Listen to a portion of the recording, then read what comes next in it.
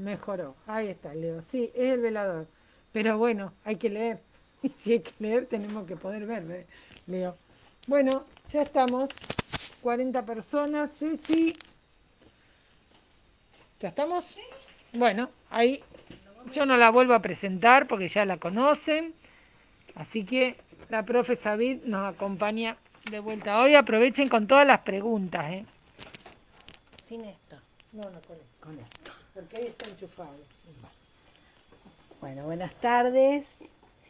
Vamos a continuar trabajando. ¿Sí? Ahí me veo. Este, yo no los veo, pero me los imagino. Así que estamos todos. Bueno, me parecía comenzar con algunas preguntas que ustedes puedan hacer, que hayan quedado colgadas de la reunión anterior, si les parece, este, las mandan escritas y bueno, empezamos contestando. Díganme ustedes.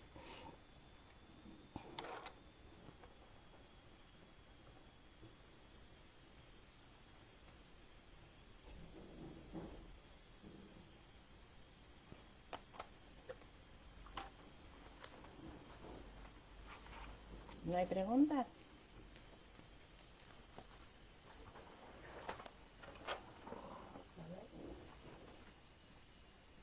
Si no, comienzo No. con... Bueno, Espera porque a veces hay un poquito de delay. Y si no arranca, y te van bien. haciendo. Bueno, yo les había dicho que hoy íbamos a trabajar dos casos que están en el libro y uno se llama La muñeca. Voy a comenzar por este.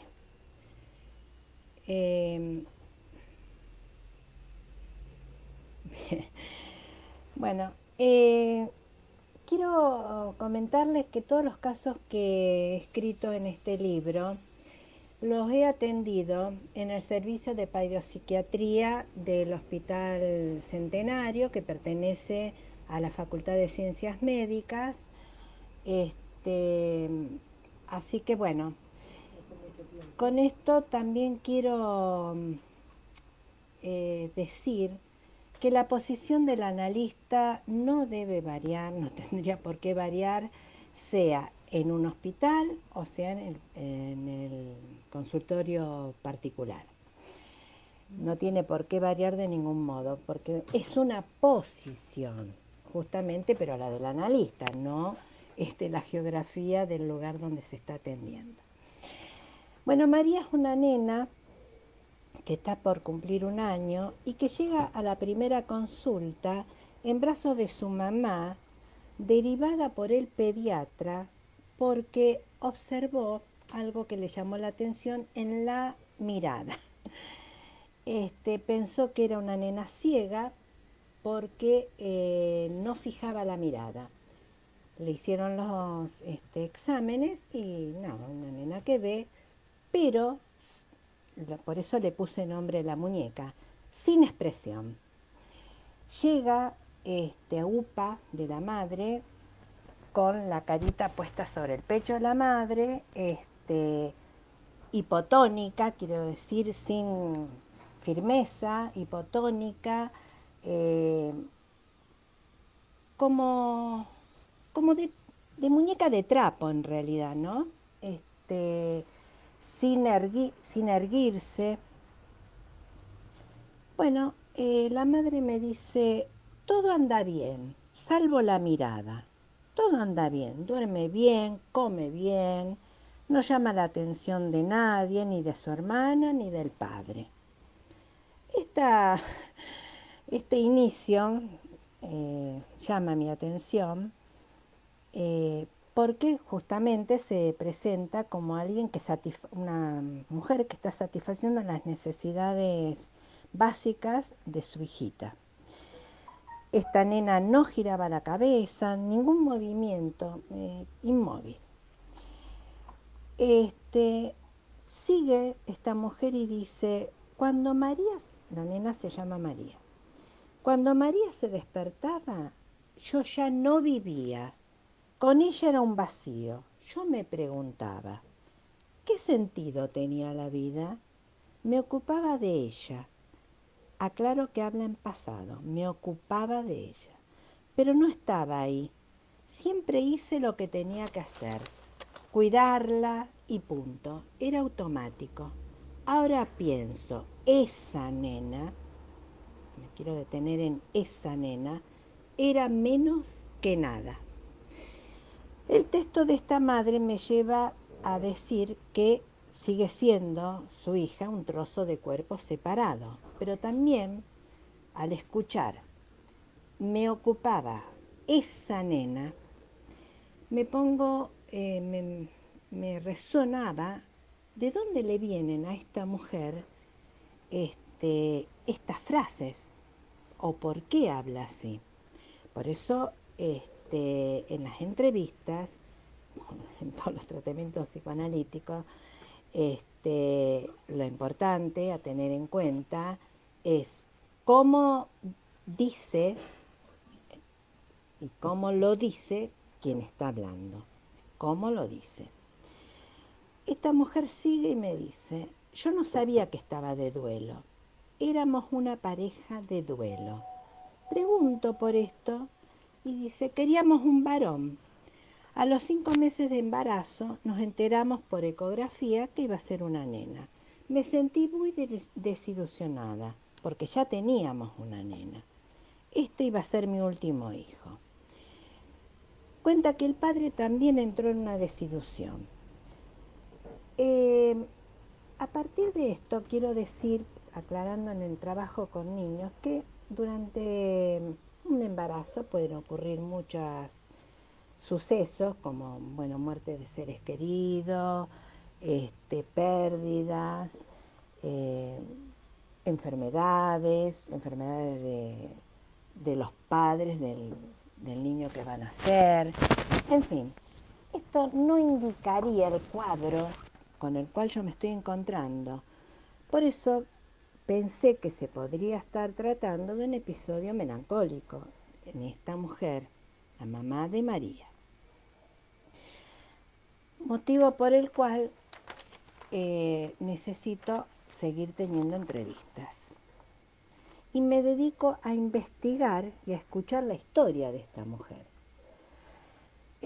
Cuando trabajamos con niños es necesario que escuchemos la historia anterior a su nacimiento, hasta por lo menos 2 generaciones.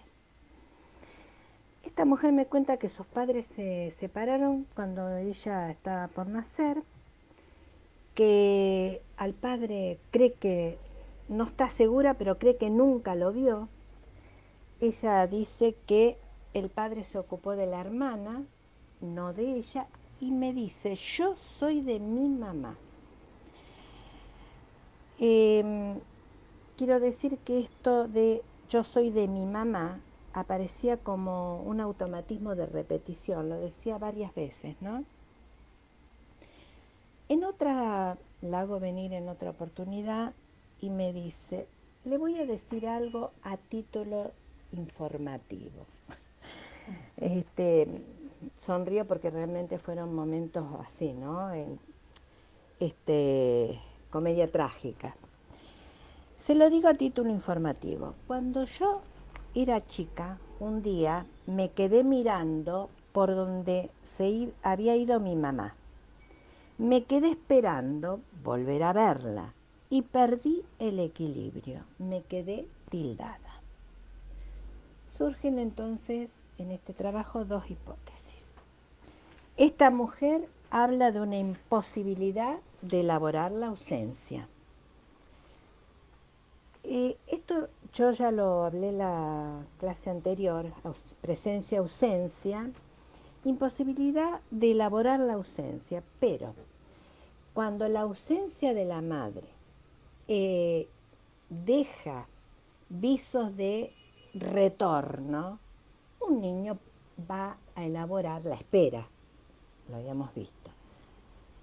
De alguna manera va a poder esperar el regreso.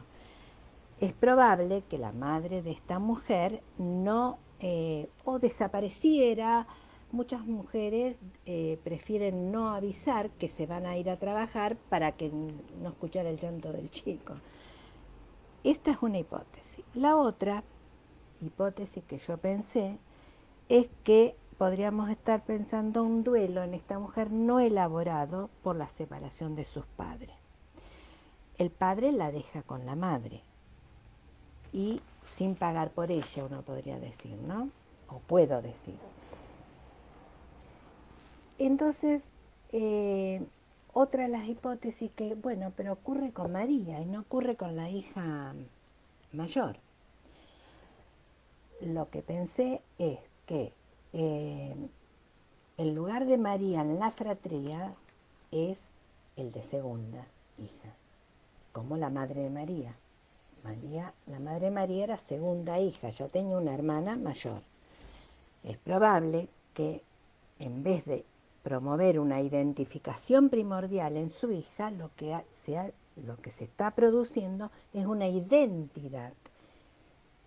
María es ella. Ahí lo que nos está dando como dato es que ella no pudo reconocer un rasgo familiar en esta nena aún, un rasgo familiar para incluirla en un nuevo linaje. Si ella es idéntica a María, tenemos que, como no nacida, tendríamos que pensarla como, bueno, es cosa, que habíamos visto en la clase anterior, cosa,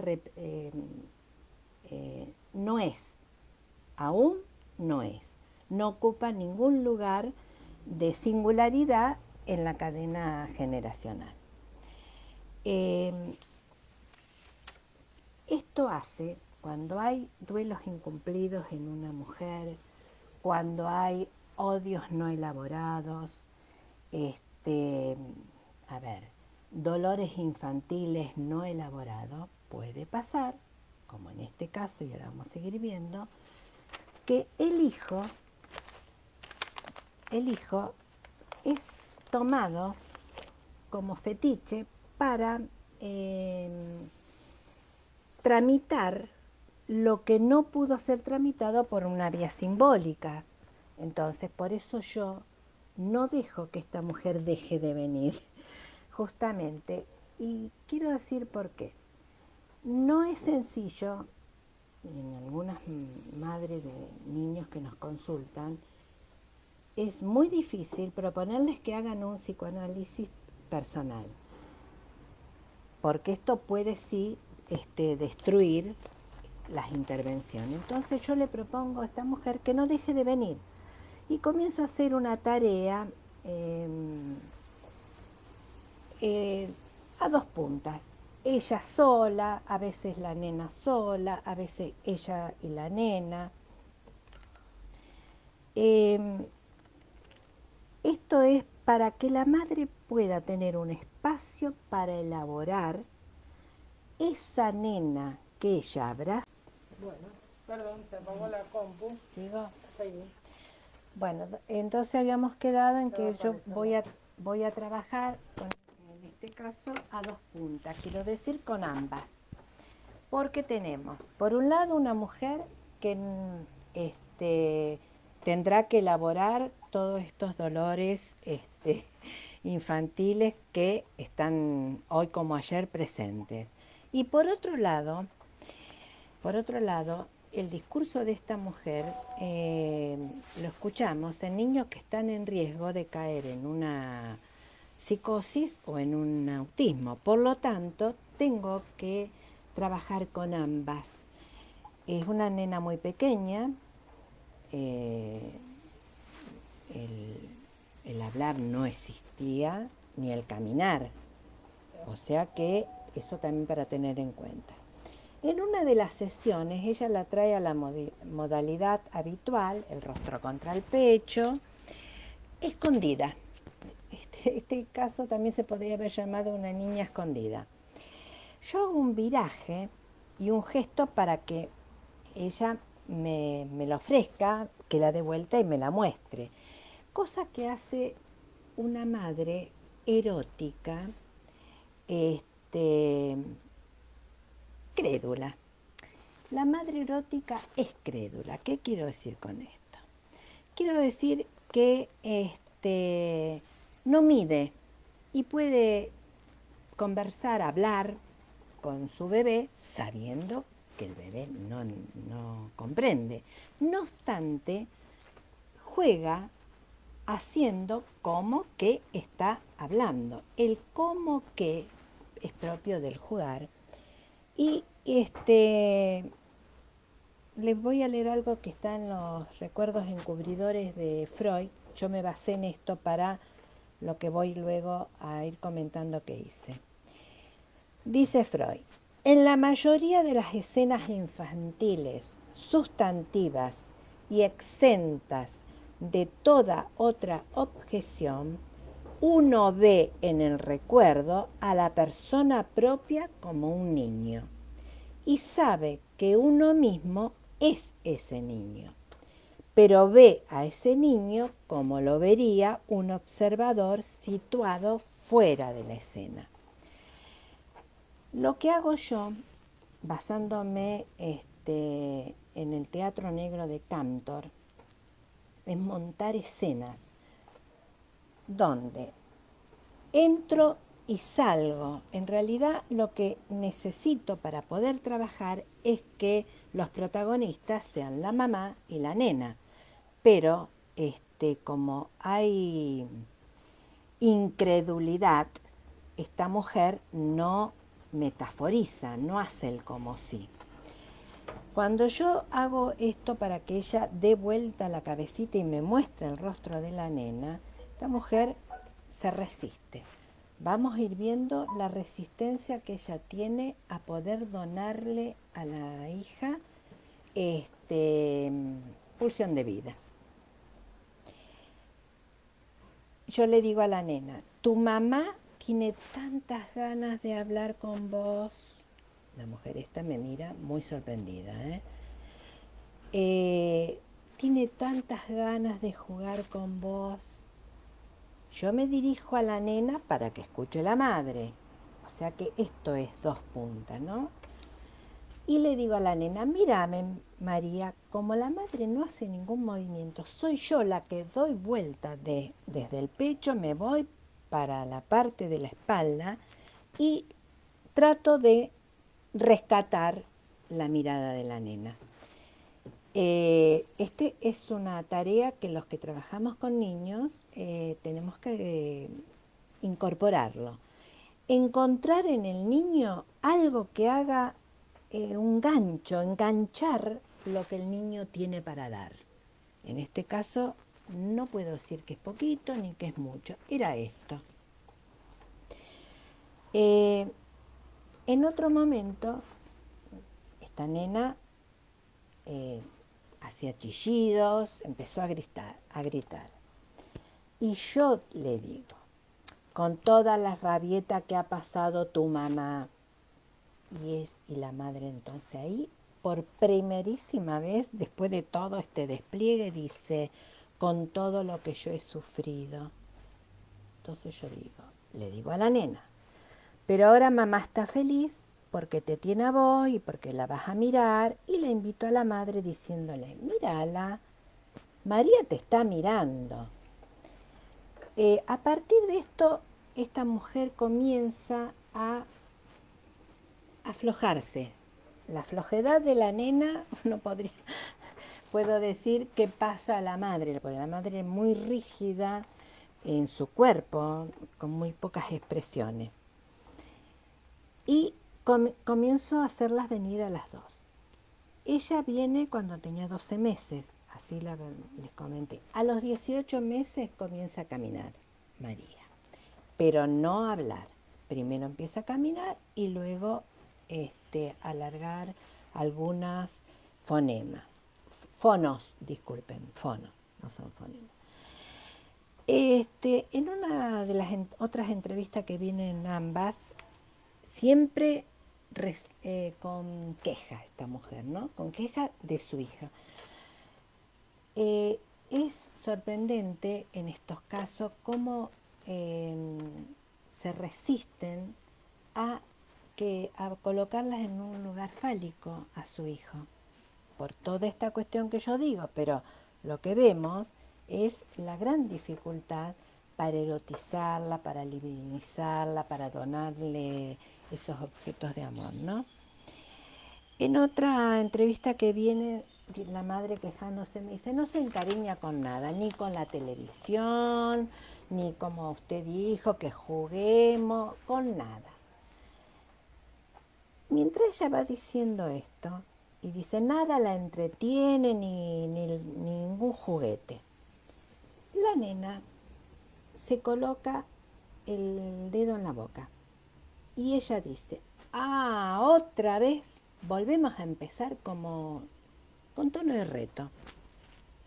Entonces yo le digo, pero ella se encariña con el dedo. Yo no sé si podré transmitir las caras de sorpresa de esta mujer, pero bueno. Mientras se pone el dedo en la boca, con la otra manito, ella se ponía la manito entre dos botones de la blusita y se friccionaba el pecho. La madre le sacaba la mano y le volvía a abrochar la blusita. Entonces yo le digo, ¿y si por hoy no se abrocha la blusita? Pero mira cómo se encariña con ella, le digo, se está acariciando. ¿A vos te parece, me dice la madre, que se está acariciando? Sí, le digo, se está acariciando y se está entreteniendo y está jugando con su cuerpo. A ver, quiero decir que si lo llevamos a la clase anterior, esta nena estaba entrando en ese segundo tiempo pulsional en que hace una vuelta hacia la propia persona o una vuelta hacia sí mismo, y es ella la que se produce el placer, es ella la que se acaricia. Es un momento muy fundante para nosotros como psicoanalistas no dejarlo pasar. Ahora, claro, con esta muralla, esta mujer, una muralla que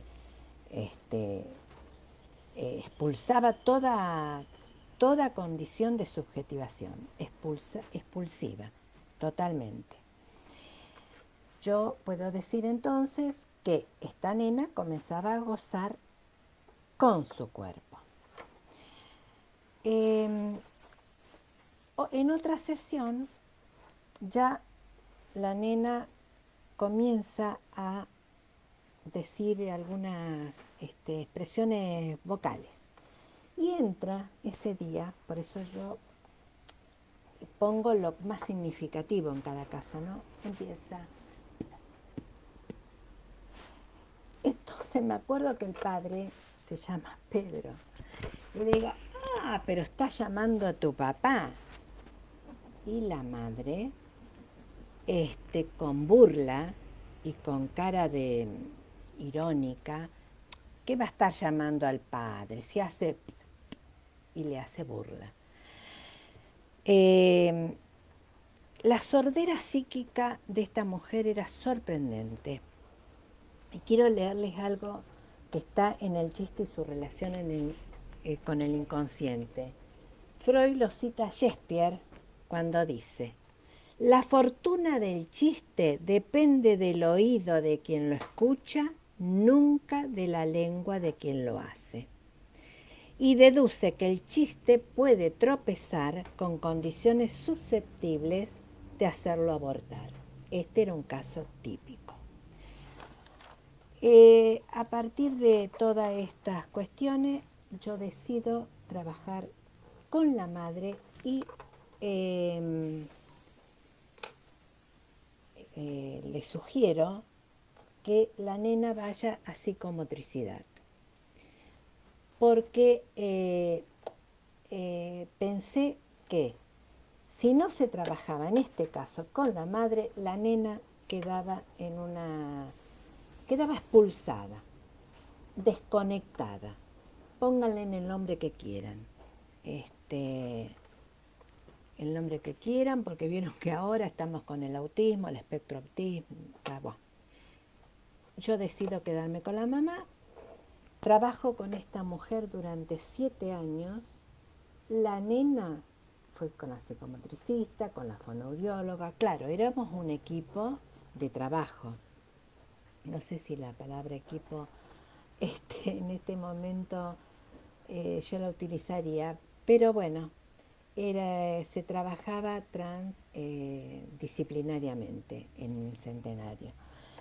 Y el trabajo que esta mujer hace conmigo fue lo que le permitió trasladar hacia su hija los objetos libidinales, sacarla de la posición de cosa y promover una identificación primordial. Y puedo decir, que esto es lo que me parece, ¿no?, que la más de las veces el encuentro con un psicoanalista equivale a contar con un padre, porque se pudo producir en la madre que dejara de tratar a esta hija como si fuese ella, la nena, y promover una separación. Este caso, hasta acá se los comento, tiene más condimentos, pero bueno, para no extendernos tanto. Si les parece, algunas preguntas antes de pasar al próximo, o... Que lo vayan haciendo. Había parecido la edad, pero ya lo comentaste. La nena cuando vino, 12 meses. Con ambas yo trabajé alrededor de casi 2 años, pero no llegué a los 2 años. Ahí luego se hace la derivación y sigo con la madre. La nena hizo una escolaridad normal. Esto hace varios años, o sea que estaríamos hablando de alguien que en este momento debe tener más de 25 años. Pero bueno, sí, por supuesto. Todos estos casos que yo escribo en el libro son con el consentimiento de los padres. Y es condición, casi siempre lo hago. Y bueno, obviamente que un caso no es el caso. No es el caso.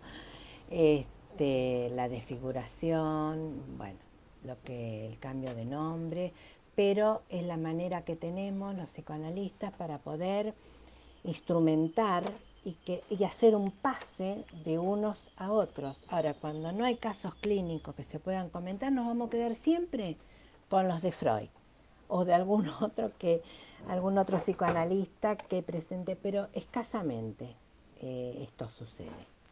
Me gustó lo de la función del analista como padre. Bueno, para que vos claro, porque, a ver, esta mujer, al no reconocer rasgo familiar en esta nena, no la introduce en un nuevo linaje, por lo tanto no le nombra al padre. Eso es identificación primordial, es mostrar que no es ella, la nena, ni es de ella, que hay un pacto, al menos entre dos. O que hay un pacto amoroso, ¿no? O que no hace de su hija el sostén de su existencia. Por eso esto de el encuentro con un analista, en este caso se dio que ella pudo separar, hacer que la hija se separe de la identidad con ella. En ese sentido digo que el encuentro con un analista es encontrarse con un padre. Porque, bueno, ustedes... Exacto, con una terceridad. Bien. Bueno. Bueno, dale a ver si hay alguna pregunta. A ver. También se me cortó cuando explicó la situación de la madre con los Sus propios propios, padres. no sé si lo podrán repetir brevemente. ¿Puedo Pudo confiar. más alguna de las hipótesis de la madre que dijo al principio?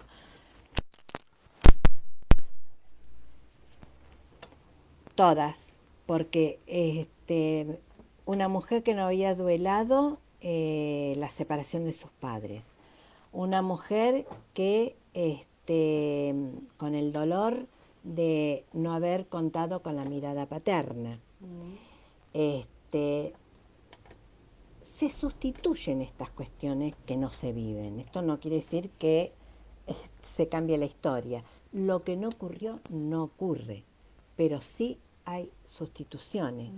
Entonces, en ese sentido, las hipótesis sí se fueron cumpliendo, pero siempre mediando el tratamiento.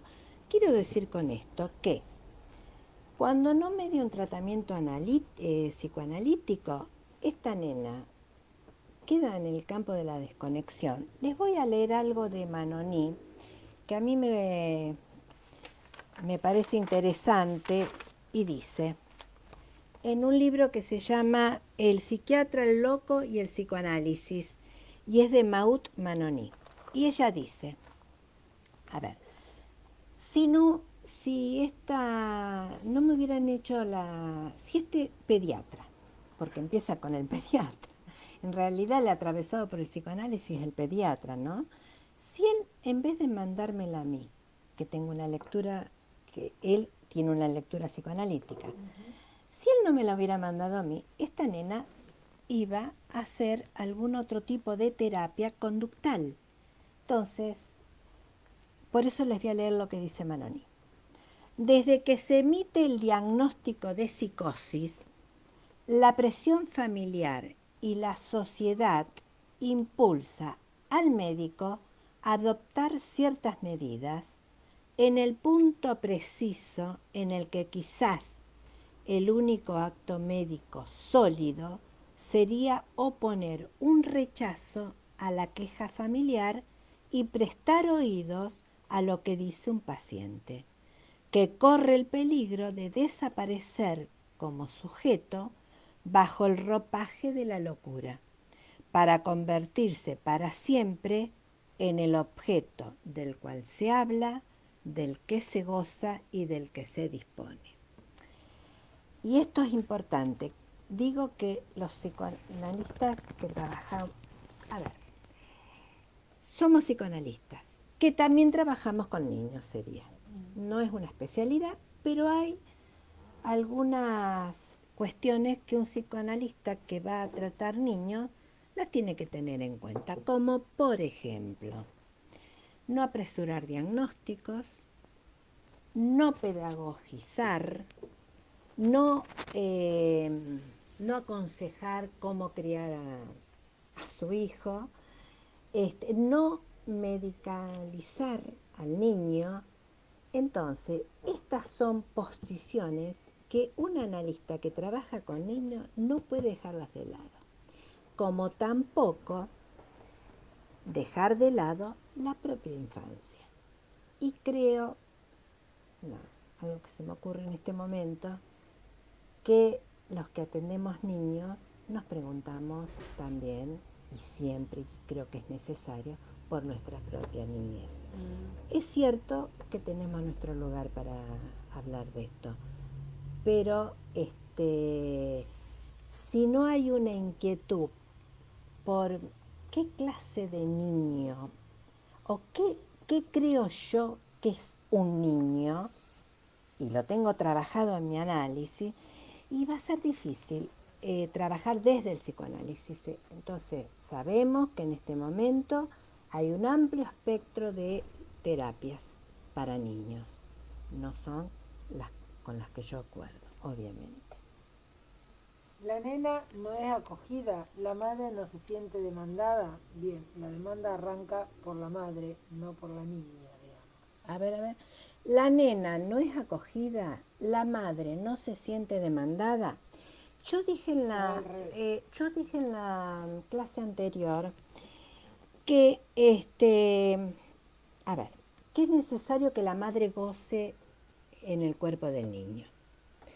Y aclaré que gozar es satisfacer las necesidades básicas para que viva, pero que en el inicio de la vida, el desvalimiento, la incompletud del recién nacido, del pequeñito, hace que estas necesidades tengan el ropaje de una demanda a veces acuciante. Come, dormí, hasta acá, no duermas tanto, no comas de más. Quiero decir que es la madre la que le demanda al hijo, siempre y cuando medie entre ellos el amor de la madre, siempre y cuando esta demanda que te pido que aceptes sería, es la madre la que pide. Por eso acá me parece que dice, la madre no se siente demandada, aún no. Posteriormente, más adelante, y diría que en esto voy a ser freudiana, alrededor de lo que Freud dice etapa anal, es el hijo, es el nene el que le dice, el que demanda a la madre, te pido que aceptes la caca que yo hice para vos. Entonces, vamos a volver, y esto hay que recalcarlo porque, a ver, se supone que cuando un niño llora es porque está pidiendo, qué sé yo, comida, la leche, la teta, no sé. Y un niño llora. También podría ser, lo he pensado muchas veces, que el grito en el recién nacido, en los pocos meses a los pocos meses de vida, el grito puede ser un grito de desacomodación.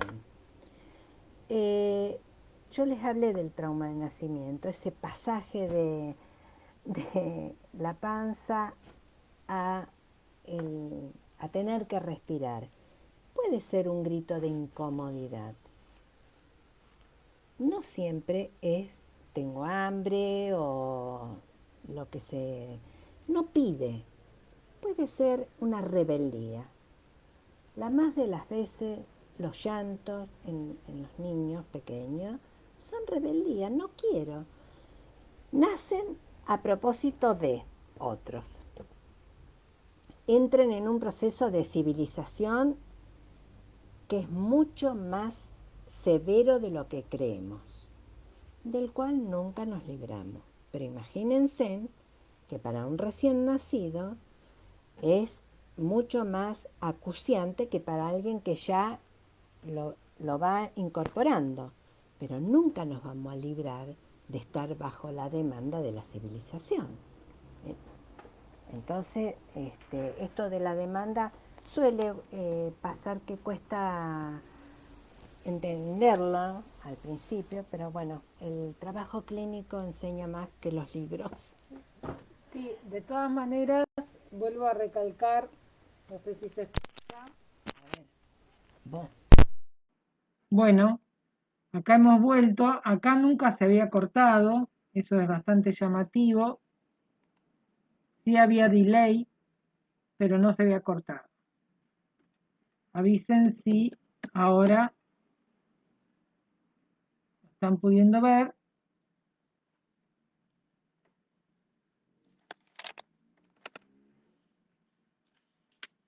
Ahí se escucha y se ve. Bien, gracias Irina. Hola Azul, Leo.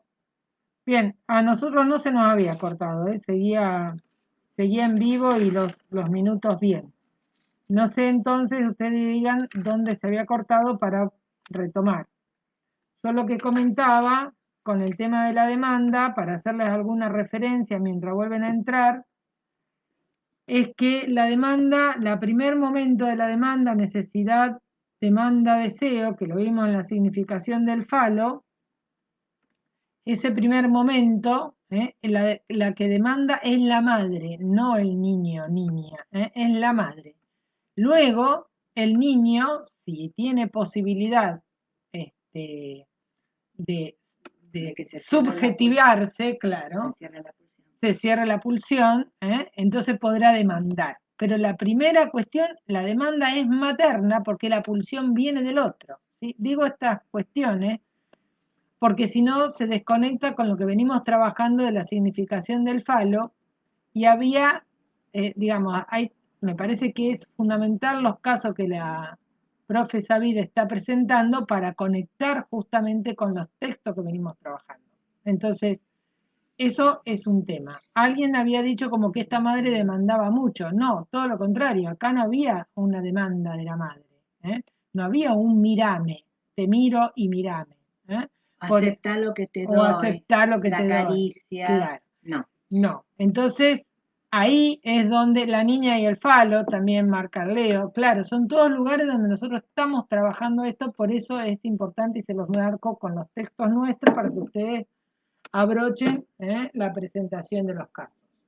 Bueno, por las dudas vamos a ir al otro caso que Cristina había organizado para presentar y después al final volvemos a las preguntas si quedan algunas.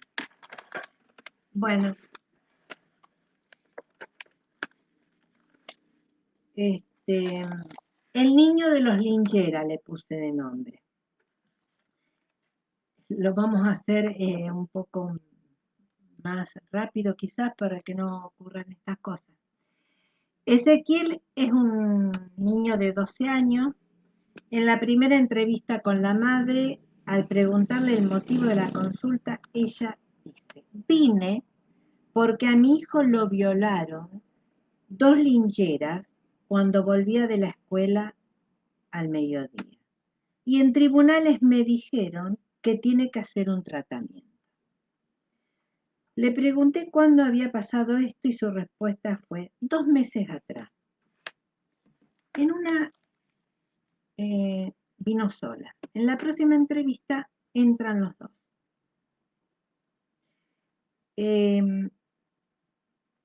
Ella, antes de esto, ¿no? Ella realiza la denuncia en la comisaría, la mandan a tribunales, le hacen pericias,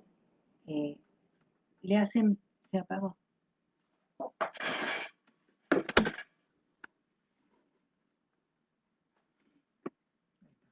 Ante la denuncia que hace la madre en la comisaría, le avisan que si va a hacer la denuncia en los tribunales, el chico va a pasar por algunas manipulaciones. Los mismos policías le dijeron: mire, es muy violento lo que usted está planteando y yo quiero a toda costa, decía esa mujer, que le hagan las pericias y que quiero saber cómo lo violaron. Luego de relatarme estos hechos, me entrega un certificado médico forense que le habían realizado, o sea que ella dio el consentimiento, donde dice lo siguiente, el certificado, todo en la institución del Centenario. No se constatan signos evidentes de lesiones traumáticas recientes, tales como fisuras o desgarros. El niño no muestra signos evidentes de alteraciones morbosas o deficitarias de sus facultades mentales ni de personalidad, con particular tendencia a la fabulación o mitomanía. El desarrollo mental corresponde a la edad cronológica. Ese es el informe. La madre nunca creyó en este informe. Yo continúo trabajando con esta mujer, con el chico, la hago venir a ella y me dice, le pregunto por el papá de Ezequiel y me dice: no existe. En realidad estamos separados desde que Ezequiel tenía unos meses. Ezequiel es el segundo hijo del primer matrimonio de esta mujer. Y en la entrevista ella me dice que con el padre de Ezequiel se conocieron de toda la vida, del barrio, dice. Tuvimos un noviazgo re lindo. Me cansé. Oh, perdón. Me casé enamorada. Estaba embarazada de un mes del hermano de Ezequiel. De novios, él me elegía la ropa, no salía. A los 3 años y medio de mi hijo mayor, él llega borracho, me sacó a la fuerza y me violó. De esa violación quedó embarazada de Ezequiel. Quiero que vayamos siguiendo, que ya tenemos una, a ver, APREQ, la violación que hace el marido con ella y queda embarazada de Ezequiel, y la violación de los supuestos violadores de Ezequiel. Digo supuesto porque nunca fue comprobado que se haya sido violado. Luego comenta otro acto de violencia de este hombre hacia ella, que le empieza a pegar patadas en la panza, que tuvo una hemorragia y que nace Ezequiel.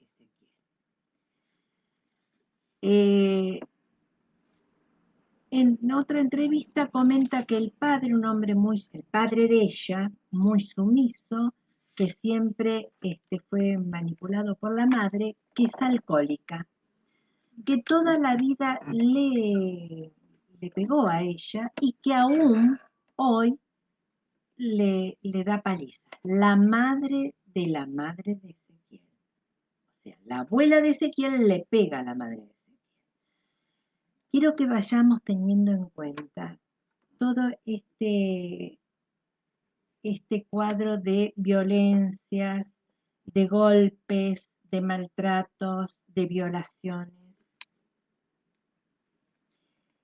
En una entrevista que viene Ezequiel solamente, sale, él me dice, una vez mi mamá me pegó, yo no sé qué había hecho. Ella se enojó y me metió en el agua. Yo ya estaba cambiado. Después me sacó la ropa y me empezó a pegar.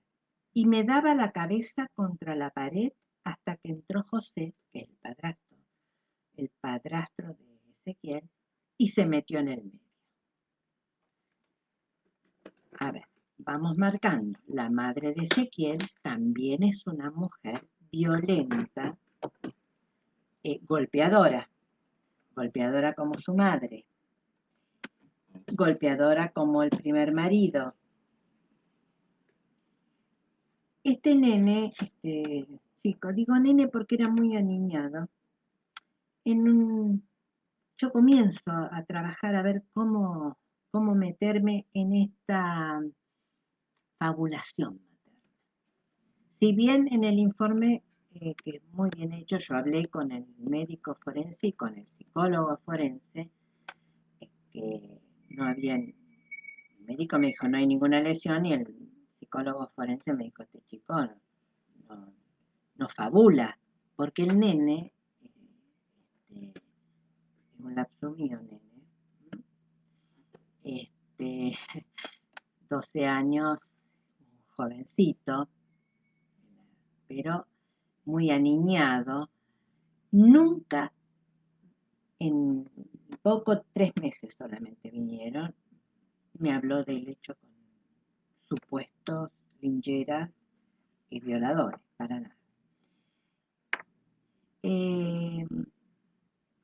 Los dibujos que él hacía porque él quería eran dibujos de los personajes de Walt Disney.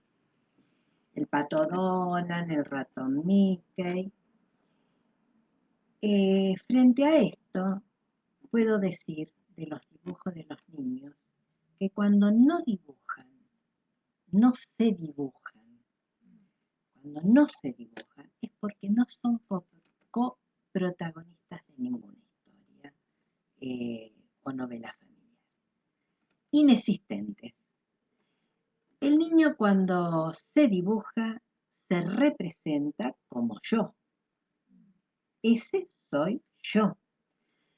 Al dibujar estos personajes, lo que se me ocurrió, porque son cosas que se me ocurrieron, yo empecé a imitar cómo habla el Pato Donald.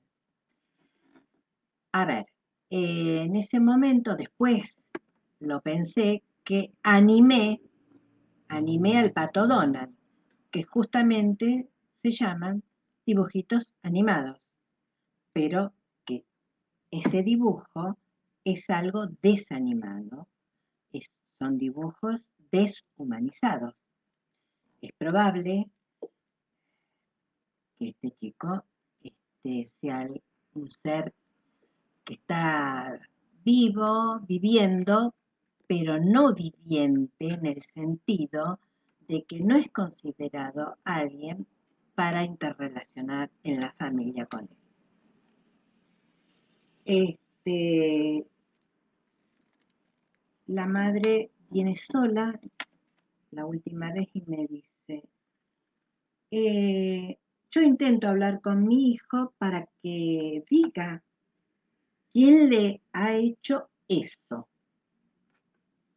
pero él se mantiene en silencio y me dice, yo no sé qué pensar.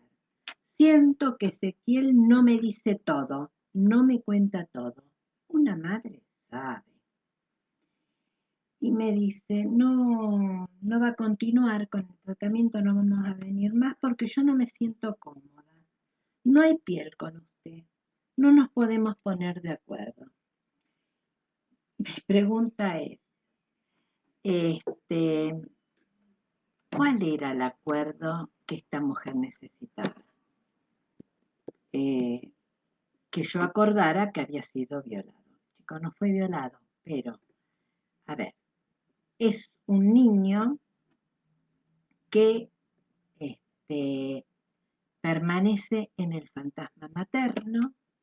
Habíamos dicho que todo hijo en el fantasma materno es cosa, y a esta mujer le sirve este niño para conjurar toda esta parafernalia familiar, en la que le ha tocado desde sus padres, y al tener esta problemática, poner esta problemática en el niño, ella impide que se revele la verdad de su travesía etípica. Esto está en dos notas sobre el niño que escribió Lacan en Intervenciones y Texto. Léanla. Lacan dice que muchos hijos son utilizados por la madre para ella no sufrir enterándose de la verdad, de una cruel verdad de su vida, y trasladan este sufrimiento, esta conjura al hijo. El niño dice así, realiza la presencia de ser objeto A en el fantasma materno. Es una posibilidad. También dice que un niño puede estar cautivo en la subjetividad de la madre, que también se cumple en Ezequiel. Y con esto yo creo que voy a dejar, porque, pero sí me gustaría una reflexión, el no apresuramiento. Sabemos que existen las violaciones, sabemos que existen los maltratos, pero en este caso, nosotros como psicoanalistas tenemos que investigar y no tomar, no estoy diciendo, porque el chico en ningún momento dijo nada, es la madre la que lo dice y es más, lo expone a pericias. Pueden ser cuestiones fantasmáticas de la madre de un niño. Esto suele suceder también. Bien, si me quieren hacer alguna otra pregunta o retomar algo. 2 metros sobre el niño de Lacan. Está bien. Y el del marimacho, ese Ah, está bueno. a ver, y ese estaba acá. Porque antes de comenzar estábamos charlando con Viviana, bah, de todo un poco, oh, un poco de todo, y me acordé, hablando de la mirada, que en el libro Construcción de la Subjetividad y sus tropiezos, en el capítulo 9, que se llama Contar con el Padre, yo había puesto lo siguiente, sobre la mirada, ¿no? También, que yo recordé, un analizante recuerda sus juegos sexuales con un compañerito de la escuela en el patio de su casa, bajo la mirada de su padre que nada prohíbe. Y ella me dice, como si yo fuese otro varón. Él me decía marimacho. Quizás, digo yo, tengamos que plantear el hacerse mujer como un tiempo en que la hija se vuelve hacia el padre para negociar su acceso a la feminidad, a fin de consumar la ruptura con el vínculo materno, cuyo poderío, sabemos, es incalculable.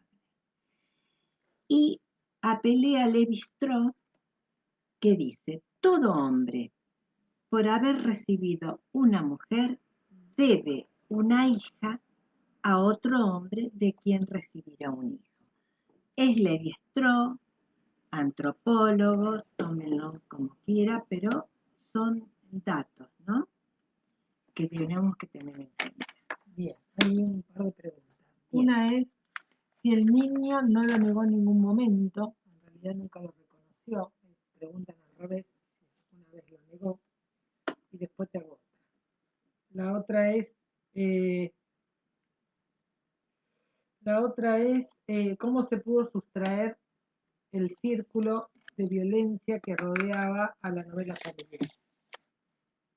¿Sustraer quién? No sé cómo se pudo sustraer el círculo. Ezequiel no se sustrajo. Ezequiel era, la madre le daba palizas, no se sustrajo de ningún modo. La madre repetía con el hijo lo que su madre hacía con ella. Muchas mujeres reproducen en el vínculo con su hijo el vínculo con su madre. En este caso, ella le pegaba a Ezequiel. Yo relaté cómo le sacó la ropa, lo puso abajo de la lluvia, le golpeaba la cabeza contra la pared. Esa es una de las preguntas, o sea que Ezequiel no se pudo nunca sustraer. Y la madre quería a toda costa que Ezequiel dijera que los Lingera que vivían en... Estos Lingera estaban en una casa en construcción, viviendo adentro de la construcción. Cerca de su casa. Claro, en la esquina de la casa. El chico nunca dijo que haber sido ni tocado por estos dos personas. Conmigo nunca habló de nada de esto, por eso la madre se enojó mucho conmigo. Y yo, cuando hablé con los peritos, me dijeron que para ellos eso no había existido, que era en todo caso un invento materno. Ellos. ¿Cómo Creo que esa sí. madre llegó a la idea de la violación de hijo? ¿Por qué pensaba que eso había existido? Es decir, acá aparece el fantasma materno. Porque es una mujer donde las violaciones y los maltratos eran la esencia de su vida. La madre le pegaba. El primer marido la violó y la embarazó de Ezequiel. Era, era cosa común en el intrafamiliar los golpes y las violaciones. Tenemos la del padre de Ezequiel hacia ella y debe haber habido otras que ella a mí no me las comentó.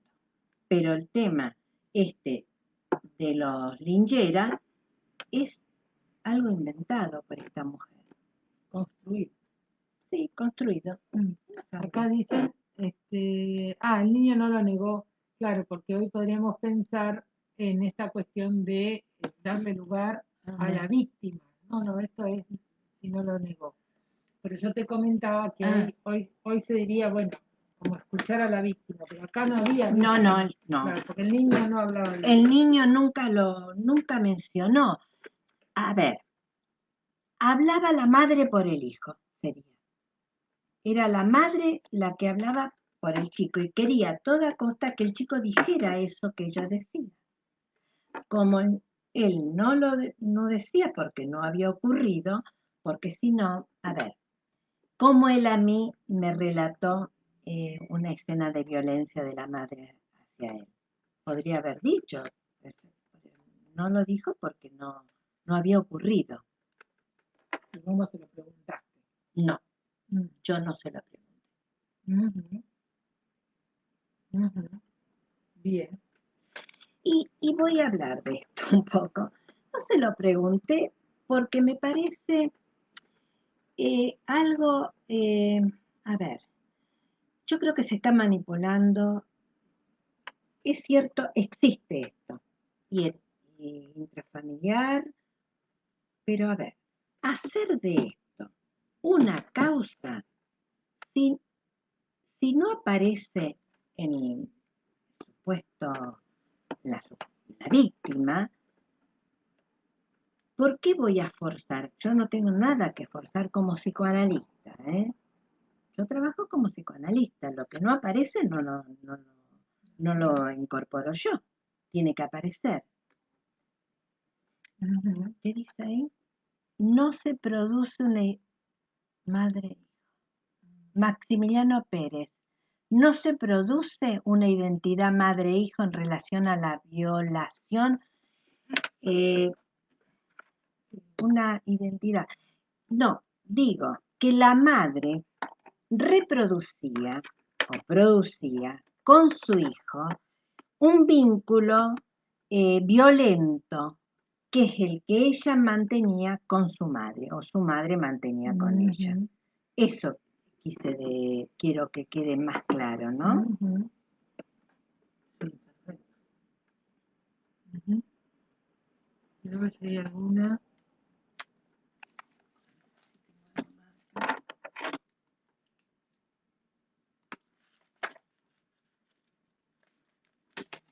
Estoy repasando las preguntas. Bueno, esto se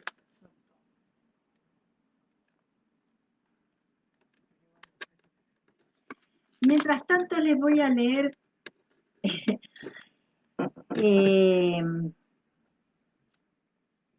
el seminario La Angustia, en la clase del día 5 de diciembre del 62, dice Lacan, lo más angustiante para el niño es que la relación sobre la que se instituye la falta que lo hace deseo es perturbada, cuando no hay posibilidad de falta, cuando la madre le está todo el tiempo encima y en especial limpiándole el culo, modelo de demanda que no podría desfallecer.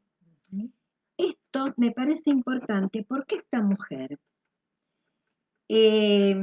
no promovía la ausencia, estaba permanentemente no mirándolo, viéndolo, todo mirado por ella sería. Y esto del culo me pareció interesante ponerlo. Además, quisiera agregar que en los dos casos, estos niños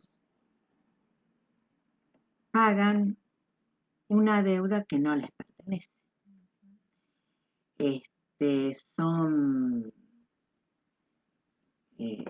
Son tomados como cosa, como como, a ver, pedazo de carne, eh, inmolándolos.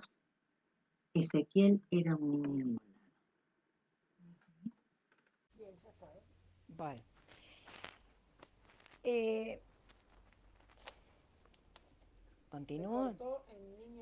Bueno, después de niño inmolado, digo que Ezequiel es un niño inmolado y que paga una deuda que no le corresponde. Entonces voy a leer una frase que escribí en este libro. La infancia de los padres incide y no cesa de escribirse en los hijos, desplegando la infancia terminable e interminable de generación en generación. Yo me voy a hacer una pregunta que nadie la hizo. La voy a hacer porque me parece que merece desplegarse. ¿Qué quiere decir esto de infancia terminable e interminable? A ver, una infancia termina cuando, como en estos casos que yo he presentado, el niño no es uno más en la línea generacional, diferente a cualquier otro, es un uno, cuando no puede descontarse. Si esto no ocurre, la infancia termina. ¿Por qué? Porque no hay represión de las vivencias con el otro. Conté el caso de que dibujaba los personajes de Disney. No, no es un viviente haciendo un intercambio con los demás, lazo social. Cuando no hay lazo social, no hay nada para reprimir. Por lo tanto, la infancia termina. Es interminable cuando se va armando el aparato psíquico con, con la represión, cuando quedan reprimidos representantes de lo vivido con el otro.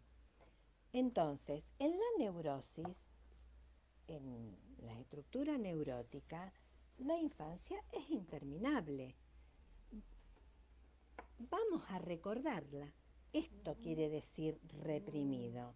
Reprimido quiere decir que no se destruye, pero sí se va transformando. No tiene que ver con el tiempo tampoco, ¿eh? No tiene que ver con el tiempo. Sí, porque esto pasó hace mucho tiempo, no. Entonces,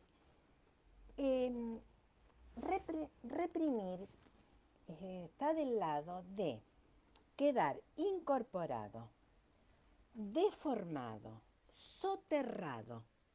Quiere decir que los cables están soterrados, ¿no? Bajo tierra. Pero tienen un accionar impresionante, imagínense. Llevan y traen electricidad. Entonces están soterrados las vivencias y serán plausibles de ser recordadas en situaciones adecuadas.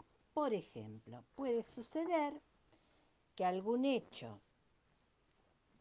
muy temprano, en los primeros años de vida, a posteriori haya una vivencia que guarde una asociación con esto que ocurrió hace 30 años atrás o 20, depende, y retorna a la conciencia un recuerdo.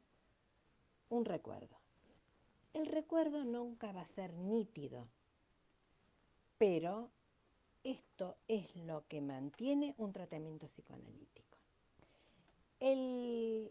La transferencia psicoanalítica promueve un retorno de lo reprimido. Más allá de que hable libremente, sabemos que nadie puede hablar libremente. pero la posición del analista es la que va a la posición, lo que dice, lo que calla, los silencios, las intervenciones, van a promover que retorne lo reprimido. Y esto es lo que va a conducir una cura. No se va a curar de lo que vivió, pero conduce el tratamiento. Bueno, hay creo que son dos preguntas más y cerramos, ¿no? Le gustó a Leo que la infancia no se destruya. No, sos neurótico, entonces, Leo. Pero bueno, ¿esto tiene alguna relación con el deseo de la madre? Camila, bueno, creo que ¿Cómo? A ver, ¿esto tiene alguna relación con el deseo de la madre? de la historia, claro, Camila, ¿a qué te estás refiriendo? a lo de los lincheras. Ah, bueno, a ver, Ya lo habías marcado antes, no sé si no querés hay cambiar. deseo, no hay deseo de falo en la madre de Ezequiel. Vamos a Claro, empezar por ahí. Hay hijos que son insignificantes para claro. los padres. Otros, este, otros hijos pueden estar en el lugar de falos imaginarios. Este, una cosa que estábamos charlando antes de empezar, de esta cuestión del deseo de hijo. Eh, si bien una mujer puede salir o resolver su complejo de Edipo con un deseo de hijo, pero hay contingencias que vive una mujer a lo largo de su vida, donde este deseo cae y pasa a desear otra cosa. Ya Freud decía en, este, en un artículo de 1923, en la Organización Genital Infantil, en un adicional, él dice que dinero, pene, caca, hijo, tienen una equivalencia simbólica en el inconsciente. Esto es retomado ampliamente por Lacan cuando va a hablar del deseo de falo. Infinitos metonímicamente pueden ser aquello que atraiga como fálico a alguien. Yo ya el otro día creo que dije algo así. Bueno, sí, esta mujer tenía mucho deseo de hijo, lo deseaba, pero bueno, no pudo soportar la herida narcisista de un hijo severamente lastimado neurológicamente. Suele suceder. Entonces, y pasa a desear otras cosas. No estoy hablando de maltrato, para nada, pero sí me gustaría dejar sentado esto, porque si no queda como que queda como un instinto, y no es un instinto maternal. Bien, perfecto. Y después hay alguien que preguntó y justo se cortó. Julieta dice si es conveniente no preguntarle directamente al niño porque podría traerle consecuencias a él. En realidad introducir, bueno, A ver, eh, a ver, la que, la que decía esto era la madre. El chico relató un atropello, el de la madre hacia él. Entonces, a ver, yo no puedo pensar que si le hubiera sucedido, no lo hubiera dicho. No lo dijo porque no sucedió. Y hay que tener bastante cuidado como psicoanalista en introducir lo que no está dicho. Porque, porque el deseo del analista es el deseo de saber en el sentido de que el otro pueda apropiarse de lo que sabe, pero que no sabe que lo sabe. Entonces, no se trata de enchufarle o de tu mamá, porque tengo que decirle, tu mamá me dijo. Y esto es muy serio y muy perjudicial, tu mamá me dijo.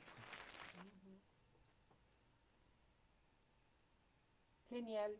Gracias, dice Camila. Bueno, Bien. Bueno,